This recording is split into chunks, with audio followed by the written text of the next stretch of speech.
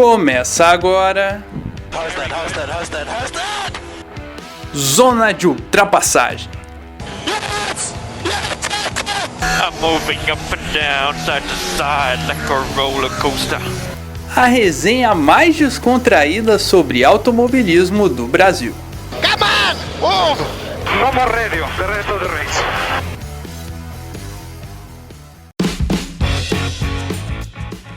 Fala galera, estamos começando mais um Zona de Ultrapassagem, Bloco 1 começando aqui, episódio número 47 do nosso Zona de Ultrapassagem, quase no 50, quase um ano de podcast também aqui com vocês nos aguentando aí há quase 52 semanas, então muito obrigado a você que nos acompanha, e vamos aqui no nosso Bloco 1 para falar da nossa Fórmula 3, que em breve retornará com modelos diferentes, com corridas não acompanhando exatamente a Fórmula 1, com esse novo formato e tudo. Iremos comentar mais em breve como tudo isso vai acontecer, mas queria aqui já pedir para vocês nos acompanharem nas nossas redes sociais, @Zona de Ultrapassagem no Twitter, @Zona de Ultrapassagem no Instagram, e também nos acompanharem em todos os agregadores possíveis e impossíveis, criados e não criados ainda para vocês. Então acompanhe a gente no Spotify, no Google Podcasts, no Apple Podcasts, no Pocket Casts, no Breaker, no Radio Public, no Anchor, no Podcast Go e também no YouTube, onde nós postamos todos os episódios,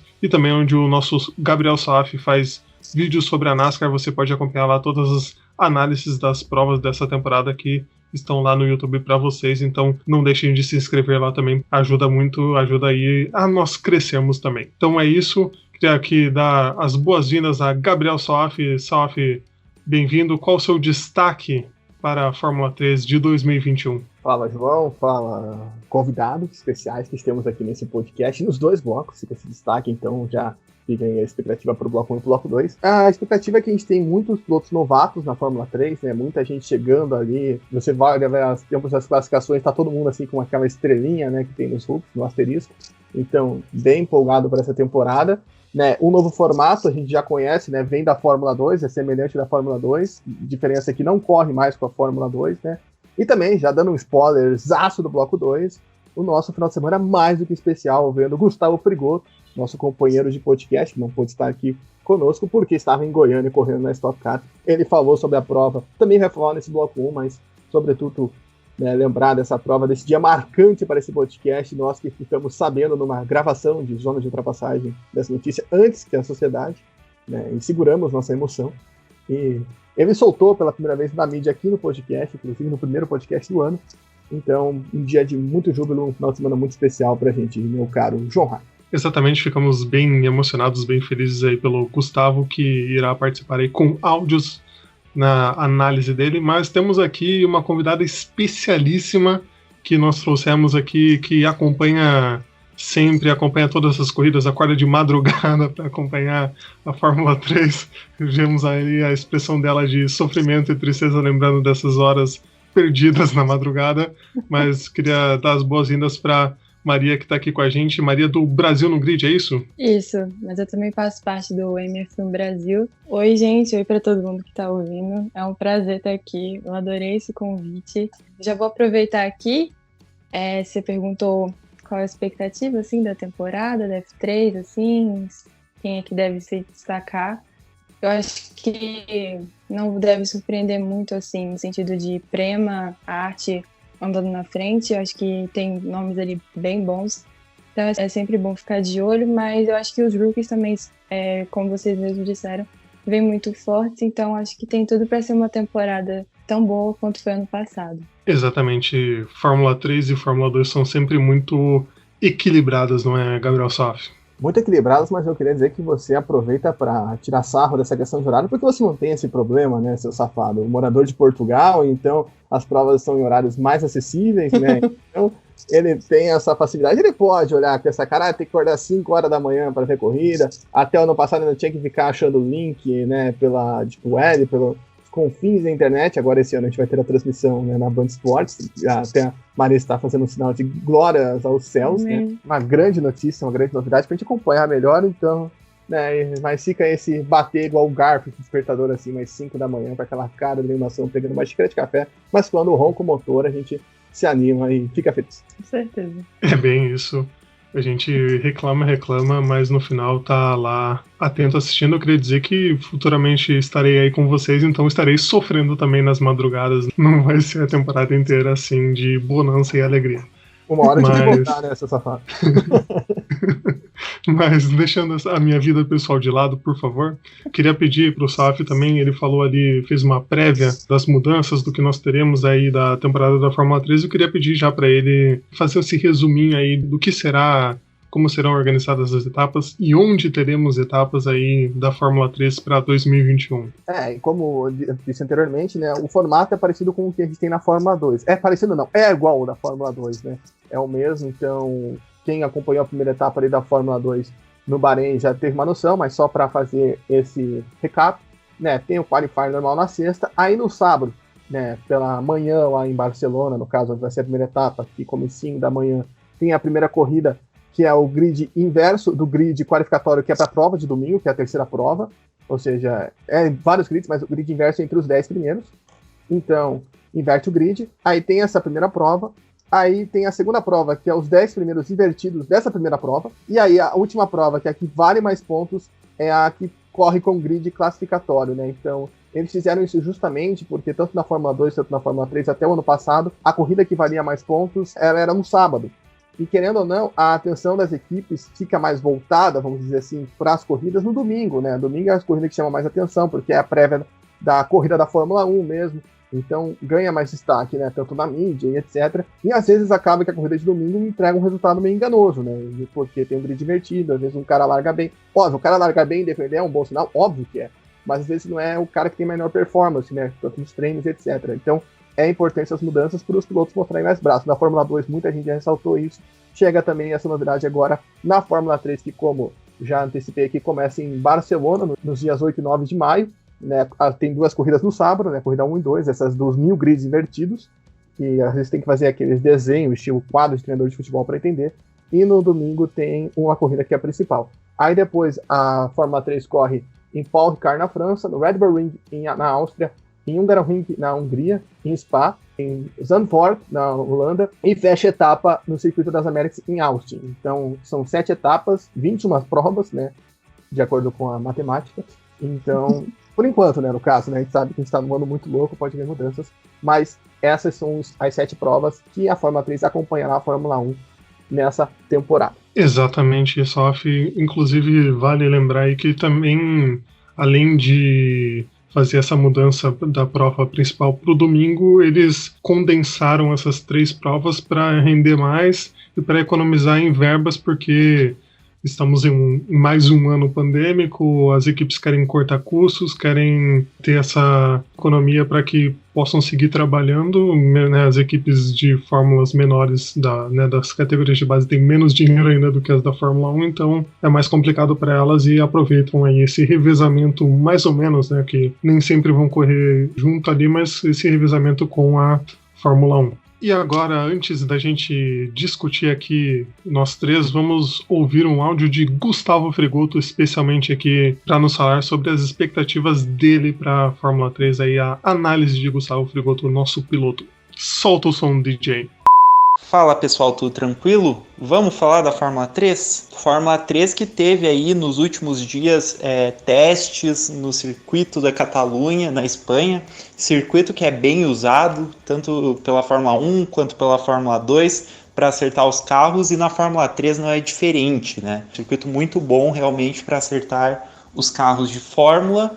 E a gente teve o domínio do francês com nome brasileirado Victor Martins e praticamente um preterido da academia da Alpine, né? Foi campeão da Fórmula Renault 2.0 ano passado, e a gente tem também como um dos principais concorrentes aí a ser favorito da academia da Alpine, o Caio Collet, que tá na Fórmula 3 também, tá na academia da Alpine, tá na mesma equipe que o Victor Martins, a MP Motorsport, que a gente está começando a deixar de considerar uma equipe mediana para baixo, porque tem tido bons desempenhos tanto na Fórmula 3 quanto na Fórmula 2, ou seja, a equipe está se estruturando com pilotos de fábrica.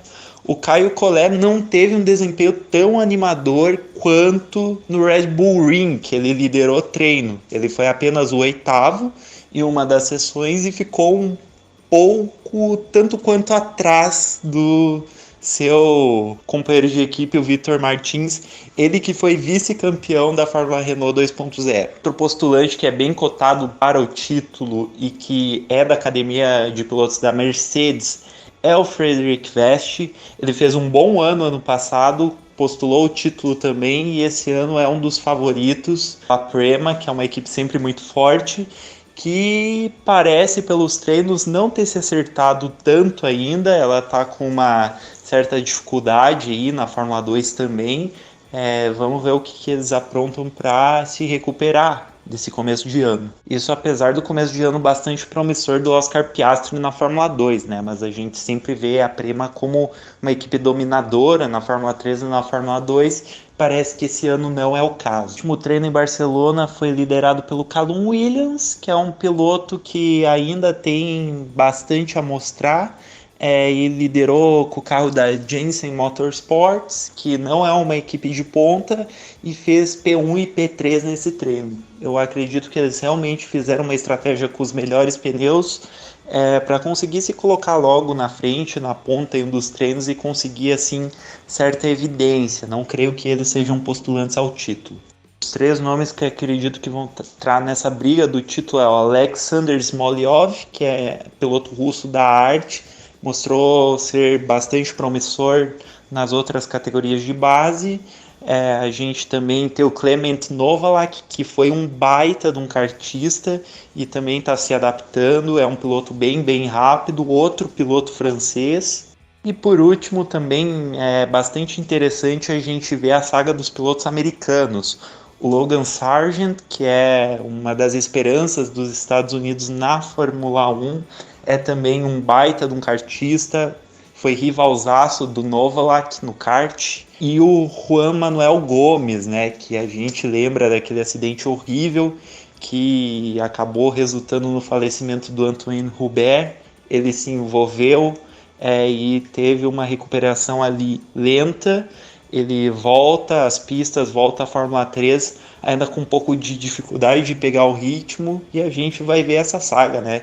Se ele vai conseguir se recuperar, porque também era um piloto muito rápido. E é isso, galera. Fica aí a minha análise da Fórmula 3. Desejo tudo de bom a vocês. Até a próxima. Essas são as palavras de Gustavo Frigoto, só uma pequenina correção que o piloto que o Gustavo falou ali é o Juan Manuel Correa e não o Juan Manuel Gomes, como ele falou antes, que realmente se acidentou lá em Spa, que teve o acidente fatal do Antoine Hubert, e aí ele ficou esse período todo se recuperando e agora vem para a Fórmula 3 de novo para correr. João, só queria pontuar, né? O Gustavo é professor, né, de história, né? Que o podcast já sabe. E eu fico imaginando uma aula dele, né? Quando ele começa, vamos falar de Fórmula 3, ele deve ser aquele cara que, na aula daquela pausada, né? Hoje nós vamos falar sobre a Primeira Guerra, daí você complementa o Mundial. Então, esse tipo de professor eu vejo no Gustavo Frigoto. É um grande exercício imaginar Gustavo Frigoto dando aula de história. É isso mesmo. Mas nos ensina bem. Estamos aprendendo. Mas para a gente começar aqui a nossa análise de cada equipe do nosso grid da Fórmula 3. E para primeiro lugar, já para colocar aqui, vamos com a Prema. Olha aí que coincidência. Mas queria pedir para Maria, o que você acha que pode ter da Prema? O Gustavo fez ali uma prévia dizendo que eles nos treinos não demonstraram ter aquela força de outros anos, mas ao mesmo tempo tem essa tradição, eles que vêm com o Dennis Hogger desse ano, o Arthur Leclerc, que competiu com o Gianluca Petekoff no ano passado lá na Fórmula Regional Europeia, e o Ollie Caldwell, que é o terceiro piloto aí da equipe. Então, Maria, você acha que esses 3 podem dar conta do recado para a Prema ou vem para um ano que talvez seja diferente aí para a equipe? Assim, a gente só teve 2 testes até agora, né? E esses 2 testes, apesar da Prema não ter apresentado assim resultados, digamos assim, na frente, andando sempre lá na frente, sempre entre os top 10 e tal, é aquela coisa, eu acredito assim que eles tenham muito dados em relação a todos esses circuitos, são muitos anos assim andando na frente. Teria que ser uma mudança muito drástica, coisa que não aconteceu na categoria, no carro, para poder eles simplesmente pararem de andar, assim. E sem falar que eles estão com um line-up de pilotos muito bons, assim. O Leclerc, ele vem de vice-campeonato na Fórmula Regional Europeia. O Dennis, eu nunca sei falar o nome dele direito, perdão, Dennis. Dennis Holger, que ele é norueguês, ele é piloto da academia da Red Bull. Ele competiu ano passado na FIA 3, né? Terminou em 17º no campeonato. E também ele andou na Fórmula Regional, terminou em 7º. Assim, é um piloto que tem um currículo bom. E também tem o Oliver Caldwell, né? Que ele é britânico. Também correu ano passado, não teve um resultado tão bom assim, mas terminou em 16º, na frente do Dennis Holger. Mas eu acho que são pilotos ainda em formação, porém ainda muito consistentes, assim. Acho que eles podem sim dar um certo trabalho para, digamos assim, os outros pilotos, as outras equipes, principalmente os outros pilotos da Arte, né? Que é a outra equipe que é muito bem cotada na F3. Então, eu acho que, digamos, a Prema meio... Não vou dizer que ela está escondendo o jogo, mas ela já tem uma data. Então, ela só precisava ir lá, fazer os testes e certificar de como é que tá o carro, como é que você deu uma evoluída e tal. E eu tenho certeza que... Não tenho certeza, porque não tem como a gente ter certeza na vida, assim. Mas existe uma grande probabilidade de, quando chegarem no teste, quando chegar em Barcelona, no dia de free practice, né, de treino livre, você já vai ver, assim, ela começar a apontar, assim, tipo, oi, estou aqui, sabe? Oi, sumida, eu diria aos outros. Não, eu só queria pontuar que essa desconfiança, acho que da Prema, além dos tempos nos testes não terem sido tão bons, vem do fato que nessa temporada a Prema não está com os campeões, né? Porque, por exemplo, no último line-up delas, você tinha o Frederic Vest, que era o tão campeão da Fórmula Regional Europeia, e você tinha o Oscar Piastri, que era o campeão da Fórmula Renault. Hoje você tem o Vitor Martin, que foi o campeão da Fórmula Renault, não Martins, né? Gustavo Frigoto abrasileirou o nome do Vitor Martin, né? Ele tá na MT Motorsports, e o Gianluca Petekoff foi preterido pelo dinheiro, né? Toda aquela situação que a gente acompanhou no ano passado. Então acho que é por isso também tem essa desconfiança. Óbvio, que com todo do que a Maria falou, dados, isso faz muita diferença. Eu não vejo tipo a Prema nem brigando, não, a Prema vai estar lá em cima. A questão é que a gente tem que saber como esses outros pilotos que chegam com o renome vão lidar em outras equipes, mas com certeza a Prema vai estar nas cabeças. Uhum. Exatamente, acho que a Prema é uma das equipes que não faz muita escolha errada, ela vai naquele certeiro porque sabe que pode ter um retorno no futuro, é uma equipe que já tem aí vários anos de muitíssima experiência, então ficaremos de olho aí na Prema, na equipe italiana.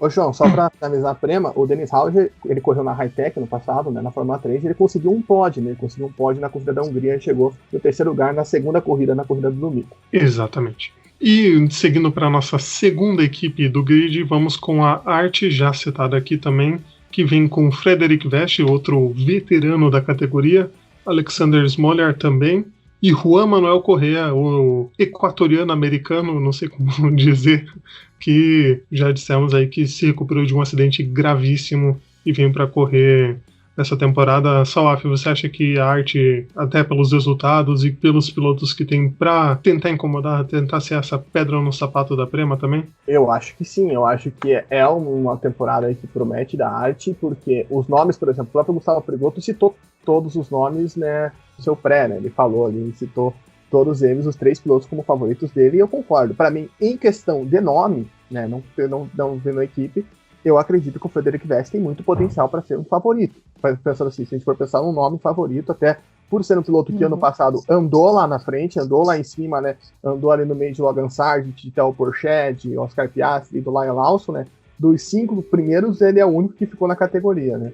Então, o Pourchaire, o Lyle Lawson e o Piastri estão na Fórmula 2, o Logan Sargent ainda não sabe, ele pode estar na categoria ou não, né, a gente vai falar disso daqui a pouco. Mas ele vem com esse potencial, né? Ele, como eu disse, já foi campeão da Fórmula Regional Europeia. Ele tem essa bagagem muito interessante, né? Então, eu acredito que sim, ele pode vir a ser um piloto aí com chance de título, brigar lá em cima, né? Nesse pré-temporada, ser o favorito. O Alex Molyar chega para o seu segundo ano aí na Arte, ele que ficou em 11º lugar no ano passado, né? Ele ainda estava ali, teve como companheiro o Theo Pourchaire, que foi uma sensação, né? O Sebastian Fernandes, que não ficou, então ele fica como remanescente, mas tem o potencial também, como o Gustavo falou, foi também muito bem na época de kart, e também pode fazer aí uma grande temporada, e eu acho que o Juan Correa, óbvio, ele pode, com certeza, ter essas provas, mas já é uma vitória só o fato de a gente ver esse cara correndo de novo. eu tô muito feliz de ver ele na pista de novo, assim. Não quero dar expectativa, óbvio, vai ser legal pra caramba se ele chegar lá em cima, vencer, mas a gente sabe como é diferente, né? Um piloto voltar depois de tudo que ele passou. A gente tem o exemplo do Kubica na Fórmula 1, por exemplo, que nunca voltou, será nem perto do que ele era antes. Não sabemos se as consequências vão ser tão graves assim, mas já é uma vitória ver esse cara na pista. Então a Arte sim deve ser essa grande rival aí da Prema no campeonato, e com destaque aí pro Frederic Vest, que eu vejo ali como um favorito nesse começo de temporada. Eu acho que, só pra complementar assim, eu diria mais que eu concordo. Eu acho que o Vest, ele é, assim, o nome. Quando eu penso em Fórmula 3 2021, eu penso em Vest. No Juan, eu acho que o caso dele é muito, assim, digamos assim, excepcional, sabe? Uma exceção.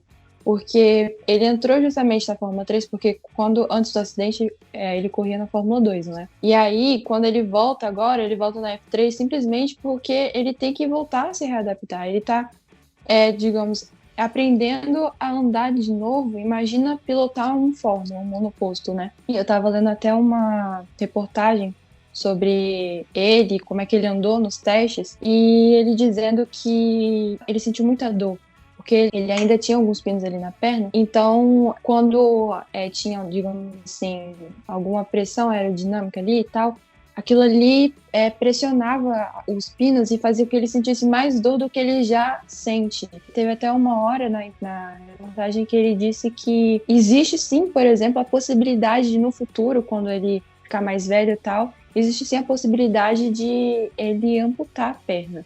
Então, assim, como o caso dele é excepcional e como é bom ver ele correndo. E porque, tudo bem, ele é tão concorrente quanto os outros, mas isso tudo que ele passou e ele conseguir ainda pilotar e tentar competir nessa categoria é incrível, assim. Então, parabéns pro Juan. É um grande exemplo. Você falando, me lembrou muito do Billy Monger também, um piloto que teve um acidente mais grave ainda, que acabou realmente perdendo as pernas, mas ainda segue esse sonho do automobilismo. E a gente vê que os resultados do Juan, lógico que, né, não tá ali entre os ponteiros, que também a gente não quer criar essas expectativas dele, obviamente, mas veio fazendo bons tempos e veio ficando ali no meio do grid. Então é muito legal que ele tenha conseguido, apesar de todas essas dificuldades que ele venha tendo, né, físicas também, de fazer bem, de conseguir desempenhar aí um bom papel pela arte. Então fica aí toda a nossa torcida pro Juan, que ele faça uma boa temporada na Fórmula 3. O João, só para fechar aqui, né, vocês falando de exemplos, não tem como lembrar do Zanardi, né? Acho que é o maior exemplo de todos, né, que foi o Zanardi, tudo que ele passou, tudo que ele ainda fez, e tá lá lutando pela vida mais uma vez, né, esse cara, que é incrível. E só para fechar dos assuntos pilotos, eu tava me lembrando aqui, o Smolia, ele chegou a liberar o primeiro dia de testes lá no Red Bull Ring, né? Ele liberou primeiro, e no segundo quem deu foi o Caio Collet. É isso aí. Então seguimos agora com a nossa próxima equipe da nossa análise, que é a nossa gloriosa MP Motorsport, que vem com um trio de respeito que é Victor Martin, Caio Collet e Timen van der Helm, o holandês. Então, um trio que a gente vê com bons olhos e que pode surpreender, colocar a MP num patamar mais alto ainda do que ela já esteve. MP aí que, graças a Maria, pude conhecer virtualmente a responsável pelas mídias sociais. Muito simpática, muito legal. Mas eu queria pedir até para Maria o que ela acha aí desse trio. Não conhecia ainda o piloto holandês, mas o Collet e o Victor Martin dispensam apresentações, são grandes pilotos, né? Sim, com certeza. Eu tava falando com a Lou, só que quando eu tava falando com ela, parece que só o Caio e o Victor tinham sido anunciados. O Van der Helm não tinha sido anunciado ainda. Mas eu virei pra ela e falei: Lou, e aí? Mais um ano tendo que lidar com a torcida brasileira, né? Porque, pra quem não sabe, ela é a DM da MP Motorsport, então ela gerencia o Instagram, o Twitter, as redes sociais da equipe. E ano passado o Felipe Drogovic, ele competiu na MP, né? Então a Lou, que administrava, ela teve que lidar com a torcida brasileira. E esse ano, novamente, com o Caio. Quando o Caio foi, assim, anunciado lá na MP, Twitter, assim, despencou nas redes sociais da MP, e aí ela falou: não, eu tô muito ansiosa para poder trabalhar mais um ano com os brasileiros, é um público muito diferente, é um público bastante desafiador. Aí ela falou que ela achou curioso, porque apesar do Caio ser brasileiro, assim, ele é mais na dele, né? Tipo, ele é mais, assim, contido, ele só fica mais relaxado quando ele tá, assim, num ambiente confortável para ele. Já o Vitor é uma pessoa mais extrovertida, e que você pensa, geralmente, a priori, você pensa, é um francês, então vai ser uma pessoa mais fechada, né? Mas não, o Vitor é uma pessoa mais descontraída, assim, tanto é que você vê, às vezes, ele até interagindo com os próprios fãs brasileiros. Criaram até um fã-clube, Vitor Martin Brasil. Enfim, aí ela falou que vai ser um ano que as redes sociais da MP têm tudo para poder crescer, e que ela tá bem ansiosa para mais um ano com a torcida brasileira. É uma equipe que já está ficando com um ar brasileiro aí. O que você imagina aí do Vitor Martin? Ele é esse candidato ao título? Dá pra gente apostar no francês? Porque já nos treinos ele já veio liderando, já veio sendo esse piloto dominante. Lógico que temos aí a Prema, que é a grande concorrente, mas você acha que ele pode estar nesse bolo dos favoritos? Eu acho que sim. Eu também colocaria o Collet nessa briga, assim, né? Porque eu sou brasileira não, mas eu também colocaria. Mas, porque assim, eu vejo o seguinte, esse novo formato, por ter a primeira corrida ser formada por grid divertido e a segunda corrida também, grid divertido da primeira, a gente viu isso muito na Fórmula 2. Os rookies, eles têm muita possibilidade então, de andar na frente. Então, por exemplo, na Fórmula 2, a gente teve o Liam Lawson, o Piastri, já ganhando corridas. Na primeiro final de semana, correndo na Fórmula 2. E o mesmo não tem por que não acontecer na F3. Existe essa possibilidade dos rookies acabarem ganhando mais destaque. Ou seja, não necessariamente os rookies, mas as equipes que têm costume de andar mais atrás. Eu acho que essa é uma oportunidade perfeita. Por quê? Existe essa possibilidade que o novo formato da Fórmula 3 proporciona. E também existe o fato do seguinte, a MP esse ano deu para notar, tanto em Barcelona quanto na Áustria, que ela está vindo com uma cara diferente para esse ano. Ela está se preparando. O próprio engenheiro do Caio Collet foi o engenheiro do Filipe Drogovic. Esse engenheiro dele transita ali entre F2 e F3. E sem falar que vieram também engenheiros da Prema do ano passado para esse ano para a MP. Então você vê uma reestruturação na equipe que ela está de fato focando num crescimento na F3. E ela foi, assim, de uma jogada perfeita, porque ela pegou os dois pilotos, assim, que se destacaram mais na Fórmula Renault no passado, que foi justamente o Victor Martin e o Caio Collet, o Victor ganhando o campeonato e o Caio vice, e colocaram na mesma equipe. Então eles eram rivais ano passado, e esse ano continuam sendo rivais, porque são pilotos, mas estão na mesma equipe. Então coloca eles para trabalharem junto e extrair o máximo do carro, extrair o máximo da equipe, assim, da performance e dos engenheiros para poder conseguir andar na frente. Então, eu vejo isso sendo positivo para a MP. Eu acho que ela tem tudo para poder conseguir, de fato, dar início a esse sonho de começar a andar na frente na F3. Então, eu vejo sim o Victor como um dos cotados. Eu não sei se, de fato, assim, ele ganharia, porque não tem como a gente prever, a gente não tem uma bola de cristal. Mas, com certeza, não é um nome a ser ignorado, entendeu? Muito menos o Caio Collet, assim. O Caio, ele bateu o recorde da pista na Áustria, e o Vitor, ele andou muito bem, ele liderou, ele foi P1 e P2 no segundo teste da tarde e no segundo teste da manhã. Então, assim, a MP, ela tá vindo para poder crescer, e eu acho que os pilotos dela, principalmente o Victor Martin e o Caio Collet, não são nomes, assim, a serem ignorados. E só para concluir aqui, eu acho que uma coisa que Gustavo Fregoso ia falar, se estivesse aqui, era que a MP às vezes é muito inconstante, né? Tanto que a gente vê esse conflito do Drogovic ano passado, e é justamente isso que está se ajustando, né? Que são esses pontos que faltam para a MP. E esses testes pré-temporada dão um ano e um up maior na gente, porque justamente nos dois testes foram bem. Não foram, na Áustria foi bem, em Barcelona foi em 12º, né? E isso, se você pega o retrospecto dos pilotos da MP ano passado na Fórmula 3, você nota. Por exemplo, o Lirin Zandelli ganhou prova, mas teve corrida que ele chegou em 16º. Então, era uma montanha-russa. Então, acho que é esse o retrospecto que a MP está tentando tirar e está tentando oferecer para o Caio e para o Vitor, que novamente vão se degradear, né? E lembrando que, além de degradear na equipe, né? Óbvio, tem um duelo entre equipes, a gente trabalha junto, degradear na categoria, tem um duelo na Alpine, né? Os dois são da academia da Alpine. Eu falo bastante lá do Zou na Fórmula 2, que tem ele, o Piastri e o Lindgar. Aqui na Alpine se infringe esses dois, né? Então já vem isso desde o ano passado, o Collet precisa aí, né, desse bom resultado para ficar bem no grid, porque a gente sabe que a Alpine, por mais que não coloque seus pilotos da academia na Fórmula 1, cobra bastante de quem está na academia. Sim, com certeza. Eles são mais resultadistas, digamos assim, com os pilotos. Quem ganhou vai seguindo, quem não ganha não tem tanta chance assim, então são mais pesados talvez aí do que as outras academias. Lógico que tem outras variáveis, mas ultimamente vem sendo assim, ganhou, levou, não ganhou, não consegue tanto assim. Mas enfim. E seguimos agora com a Trident, outra equipe italiana que vem com Jack Durham, o australiano, o Clément Novalak, o francês, e o David Schumacher completando o trio. O Schumacher e o Novalak acho que os três já estiveram na Fórmula 3 no ano passado, então já tem uma experiência prévia e vão aí tentando talvez conseguir um aumento de desempenho da Trident, que já teve anos mais dourados, né, Sofia? O que você imagina que eles podem ter? A Trident até fez um bom ano no passado, né? Foi vice-campeão, né? Se for comprar o Mundial de Construtores, se for considerar o Mundial de Construtores numa categoria normal, foi a campeã, né? Porque a Prema não conta. Então, eles têm uma equipe de destaque, né?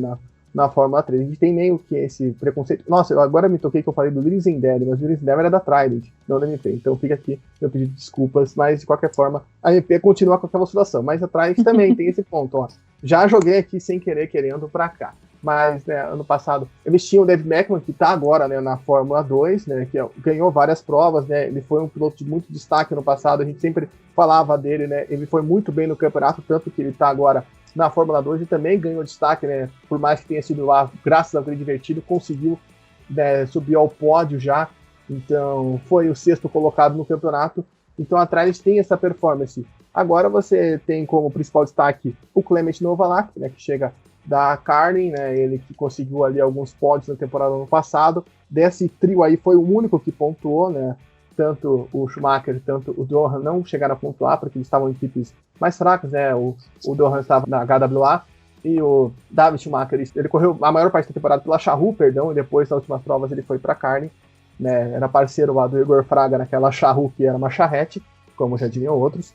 Então, fica esse destaque aí, o Novalak é a grande esperança. E só para ressaltar uma coisa importante, o David Schumacher não é irmão do Mick Schumacher, né? Às vezes as pessoas confundem, ele é primo, ele é filho do Ralf. Isso, eu também destacaria o Clément. Acho que ele é um piloto bom, é um piloto, como até o Frigoto ele frisou, tem um bom histórico no kart. Eu acho que acaba acontecendo isso, né? Quando você tem 3 pilotos, de acordo com o andar da carruagem, ou seja, com o andar da temporada, você vai vendo uma, digamos assim, uma pirâmide construindo na própria equipe, né? São 3 pilotos, então é natural que às vezes um fique se destacando mais, o outro ele dá uma ajuda e o terceiro uma mão assim, extra.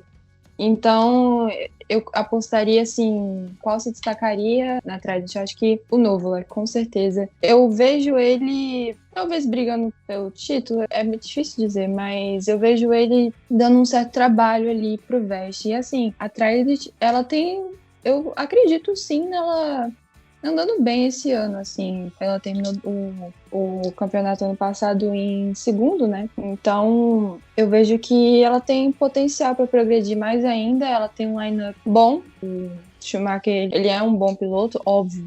Tem bastante coisa para poder evoluir, todos os pilotos têm. Mas eu daria um destaque especial ao Novalak. Apesar do Durham ter andado bem, agora, se eu não me engano, nos testes de Barcelona, ele terminou P3 e P2. P3 no teste da segunda manhã e P2 na primeira tarde. Mas é isso mesmo. Eu acho que a Trident ela tem potencial para poder evoluir mais nesse campeonato. Ela tá com um line-up bom e eu indicaria como mais forte o Novalak.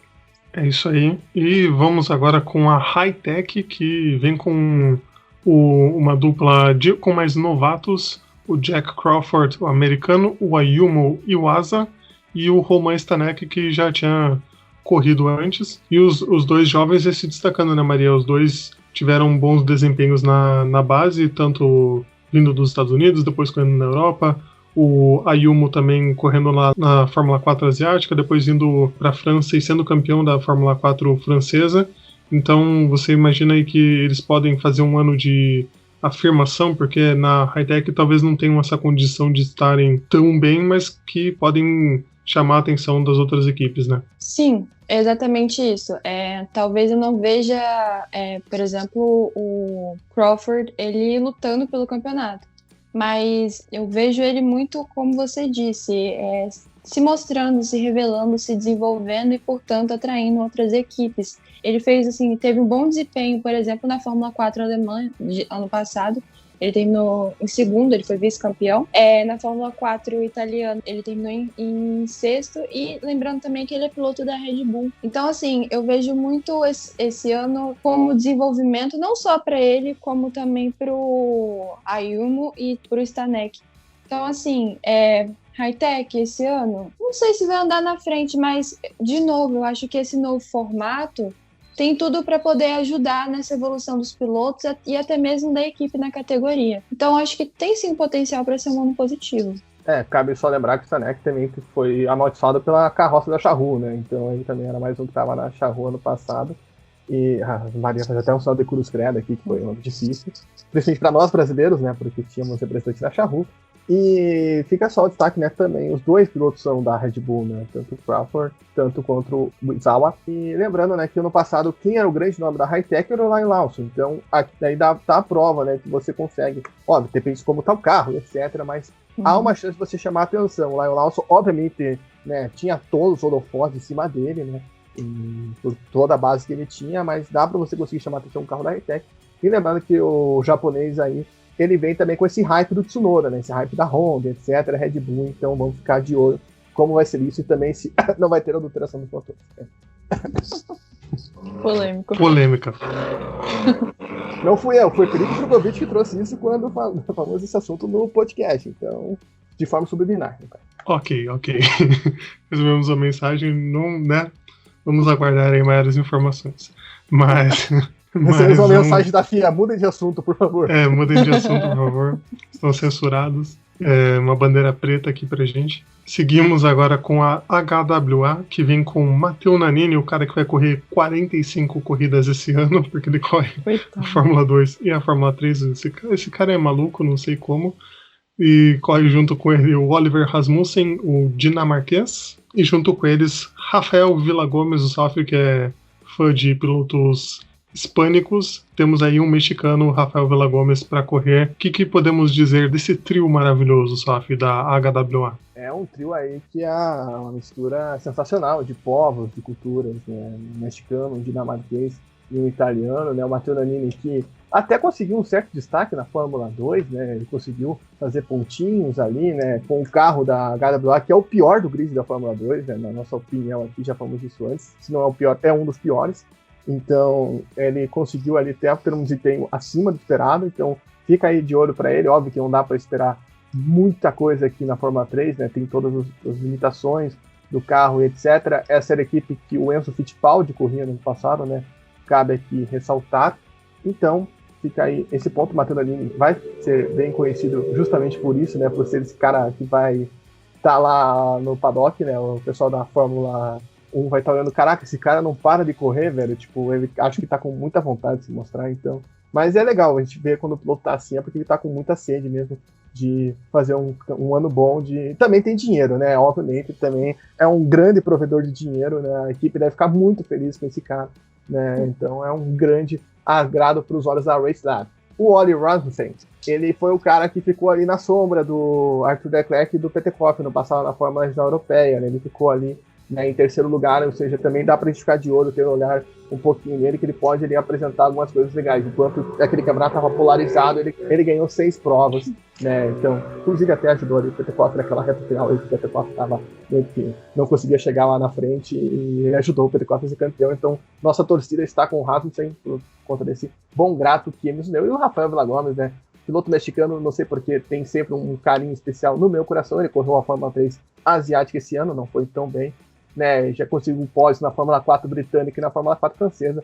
Vamos ver aí, ele que também está inscrito para correr na Eurofórmula deste ano. Sim, uma coisa que eu destacaria é que interessante ele ter corrido a F3 asiática, porque a F3 asiática ela é muito, assim, é um campeonato, mas ela é muito também para o piloto ele ir adquirindo experiência. Eu estava conversando com o Roberto Faria, perguntei para ele sobre como foi a experiência dele na F3 e por que ele decidiu correr. Dentre os motivos que ele falou, ele citou o fato de que é um ganho de experiência você aprender a atacar, você aprender a defender, você saber onde extrair o máximo do pneu, onde você puxar o carro ao limite, quando não, ponto de freada.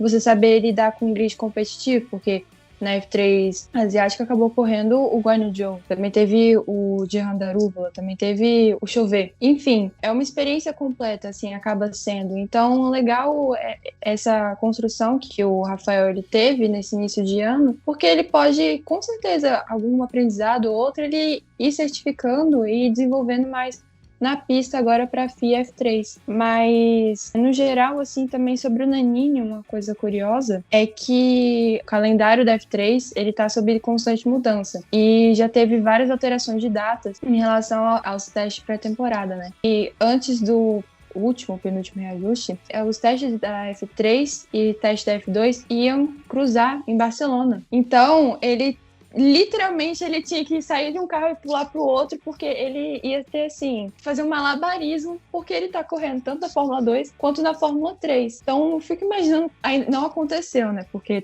reformularam o calendário e acabaram separando. Mas imagina se tivesse acontecido, como é que ele enfrentaria isso? E como é que seria o impacto na própria equipe, né? Em termos de, assim, acervo de dados e saber como é que ele iria performar. Então, assim, é curioso essa participação dele, tanto na Fórmula 2 quanto na Fórmula 3 esse ano. É o Beto Monteiro das fórmulas, podemos dizer assim. Tá em todas, não perde uma corrida, esse gosta do automobilismo, hein? Deve ser fã do Rubinho, inclusive. Também. Se não tivesse pandemia, o Rubinho ia virar um Globetrotter, né? Ia viajar pelo mundo correndo categorias. O Rubinho é o dele, do Nannini, se duvidar, hein? Vamos averiguar essa informação. Né? Olha aí. Cadê o João Kleber aqui para nos ajudar? Mas, seguindo, vamos agora com a Campus Racing, que tem um trio diferente, com Laszlo Toff, lá da nossa querida Hungria, o Lorenzo Colombo, italiano, e o Amaury Cordel, que eu não sei como no meu francês estou devendo aqui, que ele é belga. Então, um trio que veio se formando aí nas categorias de base europeias, o Laszlo correndo na Fórmula Renault, o Lorenzo também correndo na Fórmula Renault, tendo um desempenho um pouco melhor, e o Amaury também na Fórmula Renault e também não tendo aquele desempenho. E Maria, o que você pode imaginar, projetar desses três que vão correr aí nessa equipe tradicional espanhola? De novo, eu acho que vai ser mais um ano de ganhar experiência. O Colombo, ele fez um ano, assim, bom, ele terminou em 5º lugar na Fórmula Renault ano passado. Começou a aparecer mais ali pro final do ano, assim, dar as caras, se destacando na qualificação, na corrida. Eu acho que ele, digamos assim, é um nome que mais se destaca, ao meu ver, nesse line-up da Campus.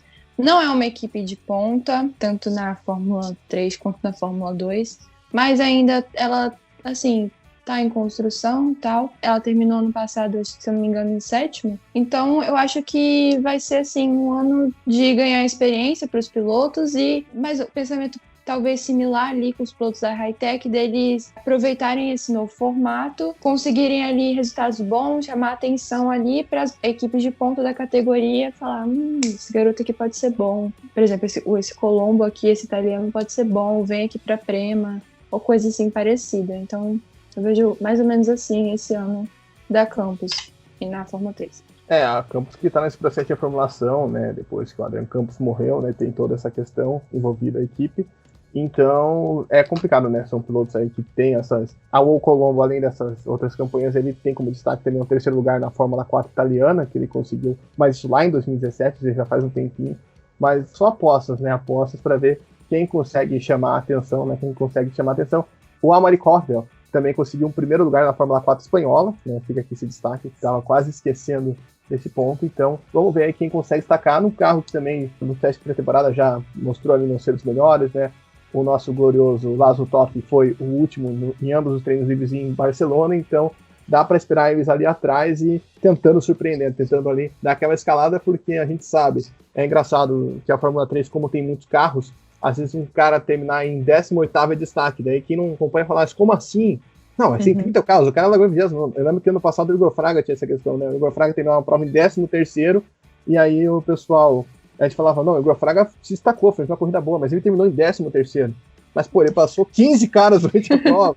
Então, às vezes pode se destacar nesse ponto que talvez nossos olhos, né, muito frios, nosso coração de pedra não observe. Exatamente, Sof. Às vezes a análise tem que ir além aí dessas primeiras colocações para o garimpo desses pilotos de qualidade que aparecem nas categorias de base. E seguimos agora com a Carlin, outra equipe já de vários anos já tradicional da Fórmula 3 também, que vem com o israelense Ido Corren, aí a escola Riley Sunny seguindo em frente, e ele tem como companheiros o Kylen Frederick, o americano, e o Johnny Edgar, o inglês. E eu não encontrei aqui o histórico do nosso israelense, espero que vocês tenham aí mais informações sobre ele, mas o Kylen Frederick já correu, né, foi muito bem, foi campeão da Fórmula 3 britânica, e o Johnny foi quarto colocado da Fórmula 4 italiana no ano passado, então vem com um gabarito, Gabriel Sof. Vem com um gabarito para dar esse up aí na Carlin, né? A Carlin, que é uma equipe bem tradicional nessas formas de base, terminou em 8º no ano passado, né? Tanto que tá ficando aqui para baixo, então vem para tentar desse up. Sobre o nosso israelense do Corren, consegui achar dados dele, e a grande performance dele ao longo da carreira, né, foi uma vitória na FIA Fórmula 4 Cup Motorsports Games, ou seja, foi uma corrida virtual que ele ganhou. Não, mas tem outros resultados aqui, ele correu em algumas outras formas, né, ele correu pela Fórmula 4 italiana, ele correu a Eurofórmula, conseguiu um pódio na Fórmula 4 alemã, que ele correu ano passado, mas vem aí tentando, conseguiu pódio também na Eurofórmula, correu na Toyota Racing Series ano passado, é um cara que vai tentando aí, traz uma rodagem, mas o grande foco, né, da Carlin para esse ano fica com o Frederick e também com o Edgar, né? Como você disse, pilotos que têm bons resultados, né? Tem alguns títulos ao longo da carreira aí nas bases, né? Da Inglaterra e da Itália, então tem um olho, né? Para a gente ficar de ouro para tentar essa reconstrução, né? Para ver se a Carlin consegue aí, né? Nessas provas escalar, né? Conseguir botar algum deles no grid, porque ano passado a equipe ficou muito dependente ali das boas performances do Novalak, tanto que o outro carro ficou um troca-troca de piloto. E teve a Camaro Das também, mas o segundo carro ali ficou um troca-troca ali, tanto que terminou com o David Schumacher. Sim, era exatamente isso que eu ia destacar, essa inconstância, né, nesse número 27, e quanto isso também deve ter afetado o próprio campeonato da Carlin, né? Ela terminou 2020 P8 no Campeonato dos Construtores, então talvez esse ano ela consiga se achar mais, né? Ela tem pilotos bons, óbvio. De novo, eles vão tentar se destacar, mas assim, para poder talvez irem para equipes mais de ponta. Uma coisa interessante é o Edgar. Ele me salta os olhos um pouco, assim, por ele ter sido campeão da F4 alemã, e também ele terminou em 4 lugar a F4 italiana. Então, acho que a Carlin, ela tá com um line-up bom e suficiente, assim, para poder conseguir se desenvolver mais na categoria, como vocês mesmos disseram. Acho que é um ano de evolução, tanto para os pilotos quanto para a própria equipe. Exatamente, esperamos aí melhores dias para a Carlin, que merece aí ter um melhor desempenho com esses pilotos que prometem. E seguimos agora com a Genser Motorsport, essa equipe suíça que vem com Callum Williams, que é veterano de Fórmula 3, mais uma temporada aí. Vem com Pierre-Louis Chauvet, o francês, e Philippe Hugran, o romeno. Então temos aí um trio diferenciado e com 2 pilotos que se destacaram também na categoria de base, até vocês citaram aí a nossa famosa Fórmula 3 asiática, se destacaram, né, Maria? Sim, isso que eu ia falar, o Chauvet, assim, olhos nele, assim, é um piloto que ele terminou, eu estava particularmente torcendo por ele na F3 asiática, ele terminou em P2, ou seja, foi vice-campeão da F3 esse ano, e também ano passado ele terminou F3 FIA em 19º, Fórmula Regional Europeia, ele também correu e terminou em 5º, é um piloto que óbvio, tá em formação, mas assim, com grande potencial. E eu fico imaginando como ele já andou, né, no carro em 2021 na F3 Asiática e ficou em 2º, o quanto isso não deve dar assim, uma autoconfiança, sabe? Porque ele tava ali competindo no campeonato com, querendo ou não, pilotos ali da Fórmula 2, que é o Daruvala e o Guanyu Zhou. Então, ele foi lá e tava brigando, mas aí, assim, nos finalmente ali do campeonato, enfim, automobilismo é muito imprevisível, acabou tendo um problema e não ganhou, ficou em 2º. Mas, assim, enquanto isso não deve ter construído uma autoconfiança nele para poder chegando, digamos assim, logo em Barcelona em maio. Então acho que é um piloto que tem muito que ficar de olho. A Genser não é uma equipe de ponta na categoria, ela ficou apenas em 9º lugar ano passado, mas é um piloto que tem bastante potencial e que justamente por ele ter esse novo formato, digamos assim, em favor dele, ele pode, digamos assim, as circunstâncias conspirarem a favor dele, pode ser um ano assim de muito crescimento. Lembrando que a Genser não é um grande potencial, mas foi a que colocou o Yuki Tsunoda, né, no radar, né, em 2019, né, ele veio lá, conseguiu um 9º lugar, conseguiu ganhar uma prova, e o pessoal falou, opa, né, um japonesinho bom e chegou onde chegou.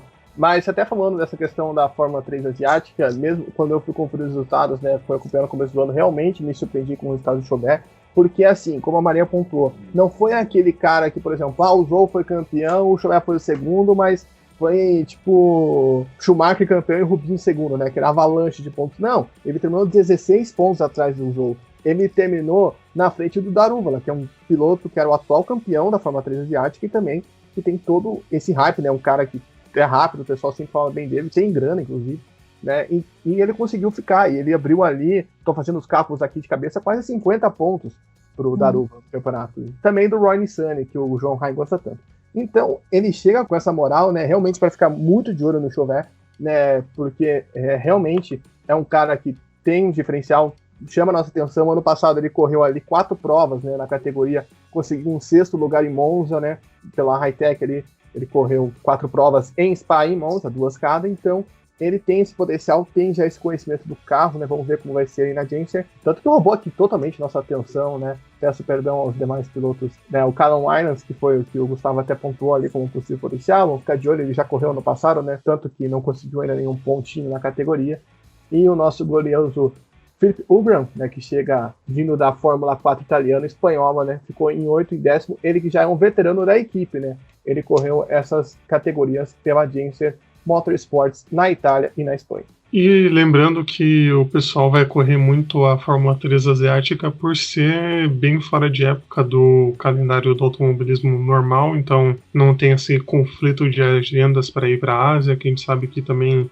agora com a pandemia é mais complicado de acontecerem essas viagens, tem que ficar lá em isolamento e tudo antes de correr. E o Salaf me lembrou aqui também que a Toyota Racing Series não aconteceu, então atraiu mais gente ainda para a Fórmula 3 asiática para ter essa competitividade maior ainda na categoria. Então essa é a justificativa aí de ter tanta gente boa indo lá para a Ásia correr na Fórmula 3 asiática. Só para pontuar aqui, a Toyota Racing Series ela aconteceu, mas ela aconteceu só fechadinha para pilotos, né, ali da região, né, só para filhotes Lion Lawson, então não foi algo aberto, né, como é nas outras temporadas, né, que a gente via vários pilotos, né, o Igor Fraga foi o campeão ano passado, então esse ano não, ficou restritinho ali entre a galera do Kiwi. Exatamente. E para a gente fechar aqui a nossa lista de equipes, vamos para a equipe favorita de Gabriel Salaf, a Charroux, que ainda temos aí muitas interrogações, porque o único piloto oficialmente confirmado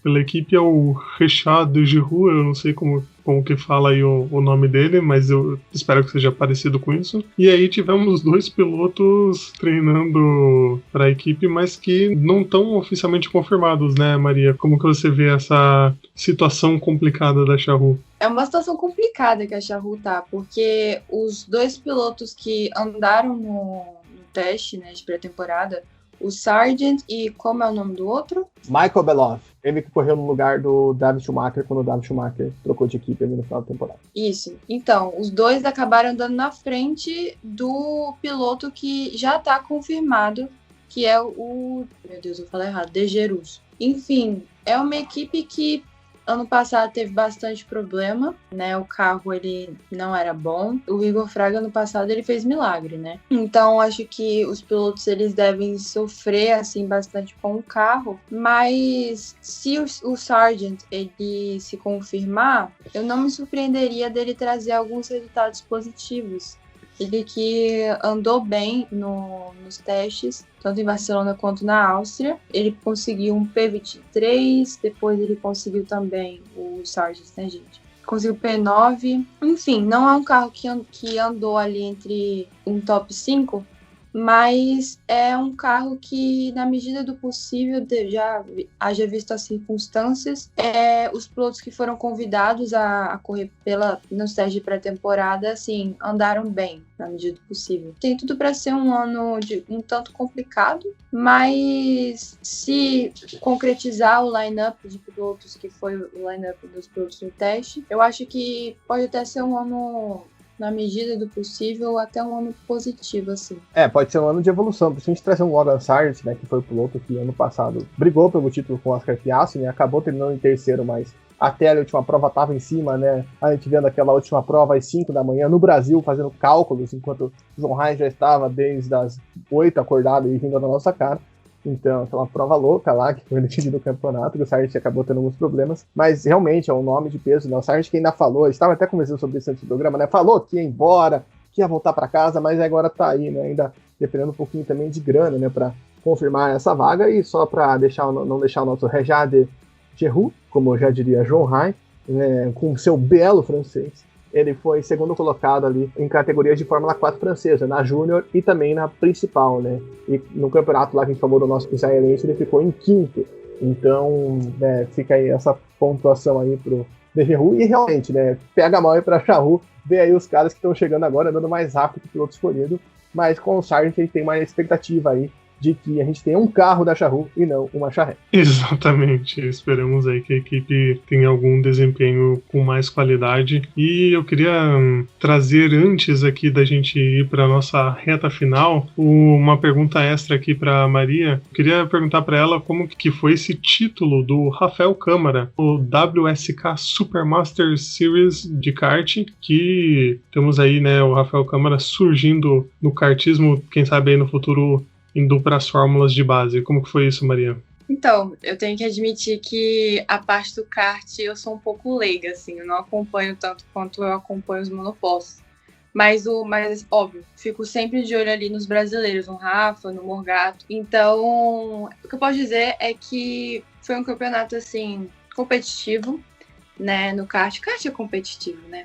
Mas o Rafinha, ele terminou essa última corrida em segundo, conquistando os pontos para poder ganhar o campeonato. Eu vejo ele como um piloto extremamente talentoso e vejo sim ele nos monopostos, assim, não sei, talvez ano que vem. A introdução para os monopostos, assim, é uma coisa muito pessoal para o piloto, ele tem que ter um timing para poder ver quando é que ele vai sair do kart e ir, se ele vai sair do kart e ir para o monoposto. É uma questão de oportunidade, dinheiro, enfim, muitas circunstâncias envolvidas.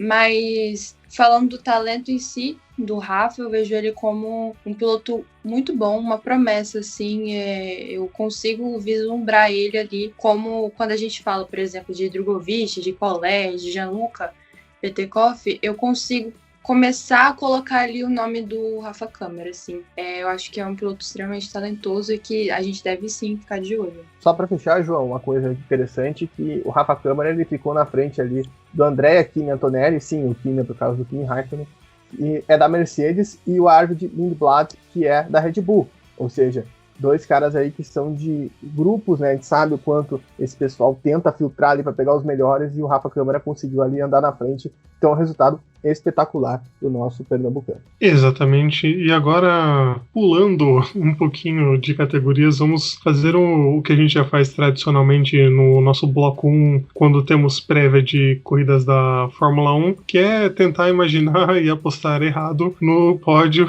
e no pole position. Dessa vez fazemos sobre o GP de Portugal, o GP de Portimão. Então começo com você, Gabriel Soaf. Qual é o seu pole primeiro colocado, segundo e terceiro da prova aqui em Portugal, aqui na terrinha? Bom, aí perto de você, eu aposto que Lewis Hamilton vai ser o pole, conquistar essa pole 100 aí perto, onde ano passado ele bateu o recorde de vitórias. Também vou no Lewis Hamilton, coloco o Verstappen em segundo, mais uma prova dele se degradando ali, é isso que eu quero, é isso que eu preciso, já diria o poeta. E eu vou colocar em terceiro o Carlos Sainz, porque a gente tem que lembrar que o Carlos Sainz liderou a prova no passado, né, no começo dela em Portugal, ali nas primeiras voltas, naquela largada do Kimi também, espetacular.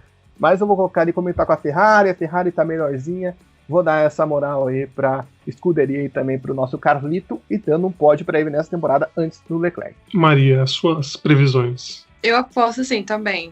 Hamilton pole, ganha a corrida. Eu acho que Bottas lá atrás, eu vejo um Verstappen ali, e eu vou postar em P3 pro Charles Leclerc. Eu acho que a Ferrari, ela terminou a corrida ano passado em P4, né? O Charles Leclerc fez P4 ano passado, então acho que se o carro ano passado tava ruim e esse ano já deu uma evoluída e ano passado ela terminou em P4, por que esse ano ela não poderia também ali andar na frente? E eu vou postar no Charles Leclerc, já que o Gabriel apostou no Sainz, eu vou de Leclerc. E já que vocês foram na dupla Ferrari, eu vou dar uma variada também, vou com Lewis Hamilton pole, Lewis Hamilton vencendo Verstappen em segundo, e agora a variação que é Daniel Ricciardo em terceiro, só para ele conseguir, enfim, um passeio no carro número 3 que ele já apostou com o Zac Brown. E queria, antes aqui dos agradecimentos finais do nosso bloco 1, pedir para vocês, obviamente, irem lá no nosso bloco 2, que falamos sobre Fórmula E, sobre Stock Car com o Gustavo Frigoto estreando, falamos também sobre a nossa Indy com vitória de Colton Herta. Então temos muita coisa lá para vocês nos ouvirem, com Débora Almeida lá do Boletim do Paddock participando com a gente, aí a nossa convidada especial lá no Bloco 2 também. E também para vocês nos seguirem nas nossas redes sociais, @Zona de Ultrapass no Twitter, @Zona de Ultrapassagem lá no Instagram, nos acompanharem no YouTube, acompanharem em todos os agregadores, no Spotify, no Google Podcasts, no Apple Podcasts, no Pocket Casts, no Breaker, no Radio Public, no Anchor, no Podcast Go e também aí ouvirem no YouTube, onde vocês quiserem, acharem melhor, que nós estaremos lá. E também queria agradecer aqui a Maria pela presença com a gente, fazer também o seu jabá dos trabalhos que você faz, que são muito bons, que nós acompanhamos sempre no Twitter. Muito obrigado, Maria. Eu que agradeço, eu fiquei muito surpresa com esse convite, eu adorei. Sempre que me convidam para poder falar um pouquinho da base, para perguntar o que eu penso, as minhas previsões, eu acho muito interessante, eu quase nunca digo não, então eu agradeço bastante. Quem quiser acompanhar um pouquinho do meu trabalho, digamos assim, é só ir no meu Twitter, é Castro_03, e eu também tenho um blog, que é o Pensando Alto, enfim, é mariapensandoalto.page, P-A-G-E. Então fica aí o convite, eu espero que vocês gostem, e de novo, muito obrigada por esse convite, porque eu amei. A alegria nossa de ter você aqui, esperamos que tenhamos aí você para outras análises da Fórmula 3, Fórmula 2, em futuros podcasts, que será sempre muito bem-vinda aqui com a gente. E também agradecer, eu esqueci do passado, eu esqueci de lembrar do Gabriel Soaf, mas nesse bloco lembro de Gabriel Soaf. Muito obrigado, Soaf, por estar presente aqui. Não foi mais do que a sua obrigação de estar presente nos blocos, mas muito obrigado também pela sua presença. Obrigado, isso não foi uma indireta pro João Guilherme Rodrigues, inclusive, só para deixar claro, e também para deixar claro para você que chegou até o final, para você que é premiado, saber que nós gravamos o bloco 2 antes do bloco 1, então por isso que o Sean Ryan já está falando dos erros dele do futuro. E se você escutou o bloco 2 antes do bloco 1, você já sabe quais foram os erros dele. É uma confusão do tempo, mas não, o João Guilherme tem outras ocupações aí, nem sempre pode estar aqui com a gente, mas está nos nossos corações. Então, muito obrigado a todos vocês que nos ouviram, e não deixem aí de escutar o bloco 2 se vocês não escutaram, porque tá muito legal. Faça aquele intervalinho, vai tomar aquela água, fazer aquele pit stop, que voltamos já já. Então, falou, até mais.